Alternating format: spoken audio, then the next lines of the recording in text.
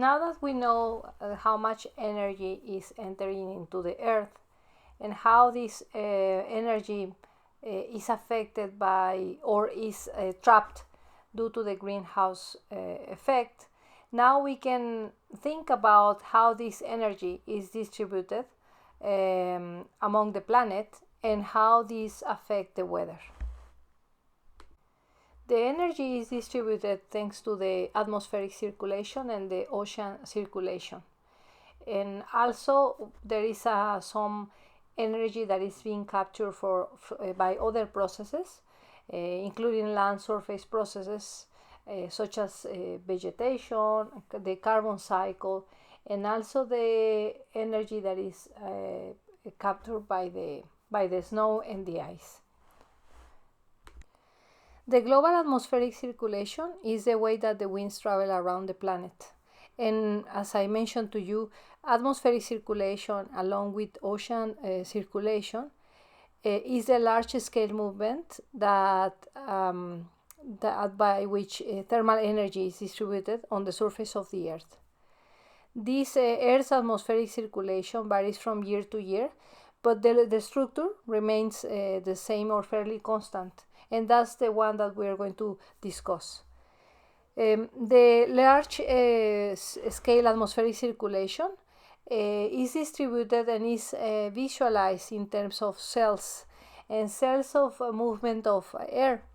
And this movement of air is due to the changes in temperature that we're going to discuss how this occurs. In the figure that I'm showing you now, you can see the line at the middle point of the Earth, and this is the equator. This horizontal line gives us our 0 degrees angle, and then from this point we can indicate, or we can see, we can move to 30 degrees and then 60 degrees and 90 degrees and the poles. So let's look at the sun. So the sun beats down onto the Earth's surface, and now at this point here, this is the shortest distance to the sun, and therefore the rays of the sun are very concentrated, so the Earth's surface are getting very hot. If we compare it with the other regions, for instance at 60 degrees, we can see that the area that covers the incidence of the sun is higher, and therefore the intensity of the rays it's a little bit lower. Okay, back to the equators, the sun rays beat down and warm the Earth's surface, and in turn the Earth's surface warms the air above it. Okay, through convection the air here then starts to rise. It rises because it's warm, and this creates a low pressure at the surface. So as the air rises, any moisture in it will cool down and will condense and will form droplets, which forms clouds. These clouds play a role on keeping the temperature of the land fairly constant even in the night, because it does not allow the energy to escape. This environment has created the conditions to have tropical forest in this region. The clouds that are created become so heavy that they will create precipitation. So the air will again cool down slightly, but then the surface, again new sun rays will incite the air surface, and then will also warm the air, and it will again create a repetitive cycle of creation of clouds, precipitation, and then again the movement of the air. Okay, so when the air elevates, it will have two options: either it will move to the north, or it will move to the south, right? In any of these two cases, it will start to cool. That's because it's moved its distance further from the equator. and then also from the intensity of the sun, right? So as it starts to cool, it will sink back down towards the Earth's surface, creating high pressure. So we end up with a band of high pressure here, okay? So just to remind you, warm air creates low pressure conditions, and cool air creates high pressure conditions, all right? So the air that is sinking, it goes along with water. So then that's why in these regions we have clear sky conditions that do not allow the entrapment of the energy, and therefore the energy is easily it easily escapes in the night. Okay, and this is where the deserts are predominant. So the cold air that has sunk down to the surface of the earth has now two options. It can either head back go back to the equator region, or go to the north. So if you see, here is now where there are another cell being created, okay? At the North Pole, the air is sinking because it is cold. As it sinks, it creates high pressure at the surface, and once again, any moisture in the air will evaporate off to give a clear sky and sunny conditions. And then as the air hits the surface, it's got one option, and that is to go to south. We're talking now in the example of the northern hemisphere, or maybe we can just discuss going towards the equator.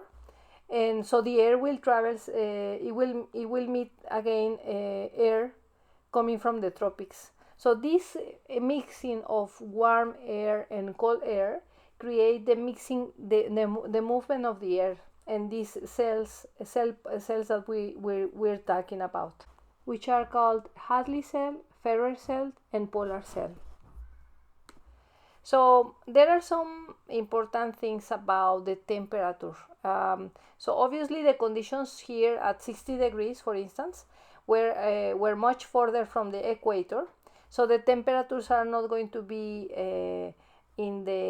at 30 degrees as we saw this on the equator. And this is because of the intensity of the rays of the sun and the area that is covering the surface area that covers this incidence of the rays, okay, of the sun's rays that we were talking at the beginning of this lecture. Now we're going to discuss these red arrows that I'm showing you in this image, and these are the surface winds. These are pointing to different directions depending on the if they are on the northern hemisphere or in the southern hemisphere, right? The reason why we have different direction of the wind is because of the Coriolis force, right? And this is explained as the combination of this movement of wind and the movement of the earth, right? The air moves from west to east, and that movement and also the difference in speed depending on where are you located. Being in the equator, the highest speed at which the movement occurs as compared to what happens in the north in the north and south poles is what creates this difference in movement that we can also see on the hurricanes, for instance. Just to remind you, the Coriolis effect leads to the movement of this wind clockwise in the northern hemisphere and anti-clockwise in the southern hemisphere. So now we're going to discuss how the energy is being distributed in the planet thanks to the ocean circulation. Oceans play a large part in determining the existing climate of the Earth. And of course, you can see obvious reasons for this, right? Like 71% of the planet is covered by these oceans, right? So you can also imagine the amount of energy that can be contained in the oceans due to the heat capacity of the water. Surface ocean currents can occur on local and global scales, and are typically wind-driven, resulting in both horizontal and vertical water movement. And on the other hand, deep ocean currents are density-driven and differ from surface currents in scale, speed, and energy. And water density is affected by the temperature, salinity, and depth of water. The changes in temperature are quite obvious because it depends on how much energy is inciding the oceans and depending in which region. But the difference in salinity are connected to the evaporation dynamics and also to the snow and polar ice cover that varies the salinity of the water depending on how much water is being evaporated, leaving behind more concentrated water full of salinity. So the colder and saltier the ocean water is, the denser it is, okay? The greater the density difference between different layers in the water column, the greater the mixture and the circulation, right? Density difference in ocean water contribute to a global scale circulation, and this is called the global conveyor belt. And in this figure, what we can see is the line, this belt, the conveyor belt, in red and in blue, being the red color an indication of the temperature, right? So warmer conditions of this current, and the blue one, the cold conditions. So it brings warm temperatures or warm conditions to one part of the world, and it also moves colder conditions to other regions of the world. What are the implications of this? This is super important because, for instance, if you notice where Europe is located in the line of the horizontal lines of that divide the planet, you will see that in America there is no life. Most of this land is covered by ice, right? It's above Canada.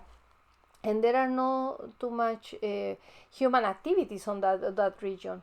But in Europe, we have all these civilizations that have grown and that have optimal temperature conditions, and that has allowed not only humanity but also the ecosystems and the dynamics that they have thanks to this key current, right?